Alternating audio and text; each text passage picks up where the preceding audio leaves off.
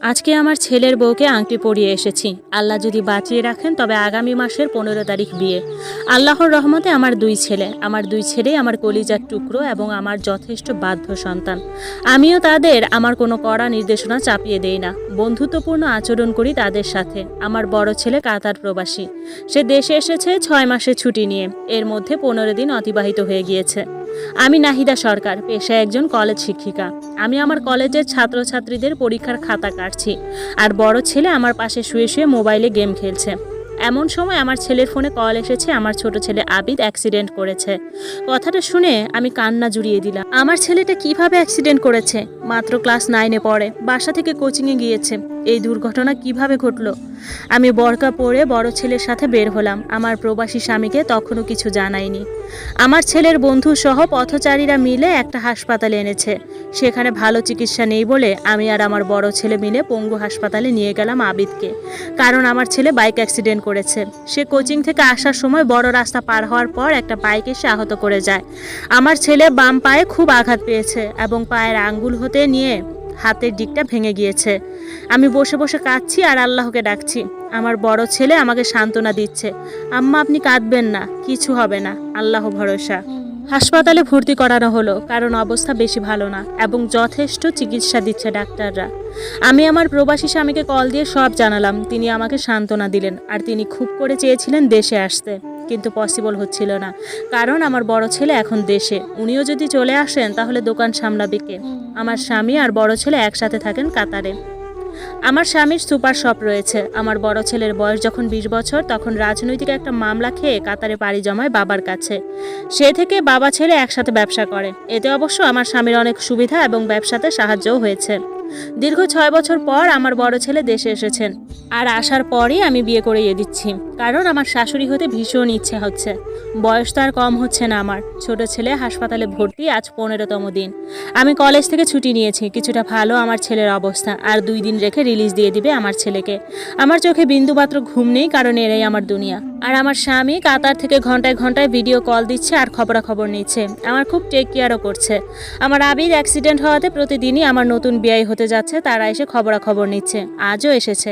আজ দুপুরের ভাত নিয়ে এসেছে আমার জন্য। প্রায় প্রতিদিনই এটা সেটা তারা নিয়ে আসেন আমাদের জন্য। বিকেলের দিকে তারা চলে যাওয়ার সময় আমি তাদের হাসপাতালের গেট পর্যন্ত এগিয়ে দিতে যাই। আসলে আমার একটু হাঁটতেও ইচ্ছে হচ্ছিল, আর ছেলেও ঘুমাচ্ছিল, তাই আমি তাদের গেট পর্যন্ত এগিয়ে দিয়ে ফিরে আসছিলাম। এমন সময় হাসপাতালের রিসেপশনের দিকে চোখ গেল। আমি থমকে দাঁড়ালাম। একটা লোক বসে আছে, তার একটা পা নেই। মুহূর্তেই বুকের মধ্যে কেমন করে উঠল। তিনি আর কেউ নয়, আমার প্রথম ভালোবাসা, আমার প্রথম স্বামী সুমন। সেও আমার দিকে তাকালো। আমার পরনে সালোয়ার কামিজ আর মাথায় ওড়না দেওয়া। আমি কাছে গেলাম এবং তার পাশের চেয়ারটিতে বসলাম। জিজ্ঞেস করেছি, কেমন আছো তুমি? তখন সুমন বলল, ভালো আছি নাহিদা। আমার হাতটা স্পর্শ করে সে বলল, নাহিদা তুমি? আজ এত বছর পর তুমি? তার শরীর কাঁপছে, সাথে আমারও। তোমার এই অবস্থা কেমন করে হলো সুমন? ঠিক তখনই সুমনের বউ উপস্থিত হলো। আমাকে জড়িয়ে ধরে বলল, আপা আপনি কেমন আছেন? কি অবস্থা আপনার? আজ কত বছর পর আপনাকে দেখছি। আমিও তাকে জড়িয়ে ধরে বললাম, ভালো আছি আমি তাদের সাথে নর্মাল আচরণ করছি, কিন্তু সত্যি বলতে আমার বুকের দহন দেখাতে পারছি না। কেউ কাউকে না ছুঁয়েও দুইজনকে চোখ ভরে জড়িয়ে ধরছি। দুইজনের শরীরে ঘ্রাণ নিচ্ছি। জিজ্ঞেস করেছি, তোমরা এখানে কেন? তখন সুমনের বউ সালমা উত্তর দিল, আপা গত 3 মাস আগে ওনার ডান পা কাটা হয়েছে, তাই চেক আপে এনেছি। চর্মরোগ দেখা দিয়েছিল, খুব চুলকানি হতো। কত ডাক্তার দেখিয়েছি কিন্তু একটুও কমেনি। সারা শরীরে ছড়িয়ে পড়ার অবস্থা হয়েছিল। সেখান থেকে ক্যান্সার হওয়ার আশঙ্কা আর পুরো শরীর ছড়িয়ে পড়ার অবস্থার জন্য ডান পা কেটে ফেলা হয় ওনার। শুনে আমার খুব আফসোস হয়। সালমা জিজ্ঞেস করলো, আপা আপনার বাচ্চা কাচ্চা নেই? আমি বললাম, আছে, 2 ছেলে। আমার ছোট ছেলে অ্যাক্সিডেন্ট করেছে তো তাই হাসপাতালে ভর্তি, তাকে নিয়ে এসেছি। প্রশ্ন করলাম, তোমার ছেলে মেয়ে কয়জন? সালমা তখন বলল, আপা দুঃখের কথা কি আর বলবো, আল্লাহ তো ছেলে মেয়ে দিল না। অনেক ডাক্তার কবিরাজ দেখিয়েছি কিন্তু লাভ হলো না। আমার ফোনে রিংটোন বেজে উঠলো। আমার ছোট ছেলে কল দিয়েছে। আমি তার বেডের পাশে একটা ফোন রেখেছি। কোথাও একটু বের হলে, হাসপাতালের বারান্দা কিংবা ছেলের রিপোর্ট দেখাতে গেলে, কোনো দরকার হলে কল দেওয়ার জন্য। কল রিসিভ করে বলল, আম্মু কোথায় তুমি? আমার খিদে লেগেছে। আমি বললাম, আমি আসছি।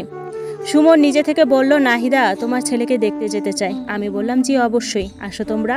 তাদের সাথে নিয়ে আমার ছেলের রুমে আসলাম। আমার ছেলেকে বললাম, সালাম দাও, তোমার একটা আংটি আঙ্কেল। ছেলে আমার সালাম দিল। সুমন আমার ছেলের মাথায় হাত রেখে বলল, কি নাম বাবা তোমার? আমার ছেলে বলল আবিদ। নামটা শোনার সাথে সাথে সুমন আমার দিকে তাকালো, কারণ ডিভোর্সের আগে একবার সুমন বলেছিল আমাদের ছেলে তাদের নাম কি রাখবে, মেয়ে হলে তাদের নাম কি রাখবে। আমি তাদের জুস খেতে দিলাম, আমার ছেলের জন্য এনেছিলাম, কিন্তু মেহমানদের তো আর না খাইয়ে রাখা যায় না। তখন সালমার ফোনে কল এসেছে, তাদের সাথে কে যেন এসেছে, উনি রিপোর্ট আনার জন্য বলল। সালমা সুমনকে বলল আমি আসছি, আপনি এখানে অপেক্ষা করুন। আমি আর সুমন হাসপাতালের বারান্দায় গিয়ে বসলাম। সুমন আমায় বলল নাহিদা আমায় মাফ করে দিও। আমি সুমনকে বললাম দূর, মাফ কিসের, যা হয়েছে বরং ভালো হয়েছে, কারণ আমি হয়তো এত সুন্দর জীবন কখনো পেতাম না। তোমার ওখান থেকে আসার 1 বছর পর হাই স্কুলের চাকরি থেকে আমি কলেজে শিক্ষকতার সুযোগ পাই। জানো সুমন, আমাকে এত বছরেও কেউ কখনো খোটা দেয়নি। আমি গরিবের মেয়ে, আমার কেউ নেই। যাই হোক, অতীত বাদ দাও, অতীত বলার সময় না এখন। আর দুইজনের বয়স শেষ, সময় শেষ। এক সময় তোমাদের অভিশাপ দিতাম, কিন্তু এখন আর দেই না। সুমন বলল নাহিদা তোমাকে একটু জড়িয়ে ধরি, ভীষণ ভালোবাসি তোমায়। আমি আজও ভুলতে পারিনি তোমায়, মনের মধ্যে এখনো তোমার নাম খুব যত্নে আছে। আমি বললাম জড়িয়ে ধরার মতো সময় আর নেই, তবে ভীষণ ভালো হয়েছে তোমাদের সাথে দেখা হয়ে। আজ আমি আমাকে দেখাতে পেরেছি বলে। আমার বড় ছেলে আসছে, আমি বারান্দা থেকে দেখছি, হাতে ফলমূল। সুমনকে বললাম খুব ভালোবাসতাম তোমায়, তোমার কথা আমার আমৃত্যু মনে থাকবে। অভিযোগ নেই এখন তোমার প্রতি আমার। আমার বড় ছেলে এসে বলল মা নাস্তা করেছো? আমি বললাম হ্যাঁ। আমার বড় ছেলে সুমনকে সালাম দিল। আমি সুমনকে বললাম আমার বড় ছেলে। সুমন আমার বড় ছেলেকে জড়িয়ে ধরলো। সুমনের চোখ থেকে 2 ফোঁটা পানি বেয়ে পড়লো। তখন সালমা আসলো, বলল রিপোর্ট দেখানো হয়ে গিয়েছে, এখন রাত নেমে আসছে, এখন বের না হলে বাড়ি যেতে যেতে গভীর রাত হবে। সুমন সালমা দুজনেই আমার থেকে নাম্বার চাইলো, আমি দিতে চাইলাম না। তখন তারাই তাদের নাম্বার জোর করে দিয়ে গেল। আমি আমার বড় ছেলের বিয়েতে আসার জন্য তাদের দাওয়াত দিলাম, বললাম তারিখ ফিক্সড হলে জানিয়ে দিব। সুমন সালমা বিদায় নিয়ে নিল আমার থেকে। আমি তাদের যাওয়ার পানে তাকিয়ে রইলাম, আর বুকটা চিনচিন ব্যথা করে উঠল, সাথে কলিজাটাও। আমি আমার অতীতে ডুব দিলাম।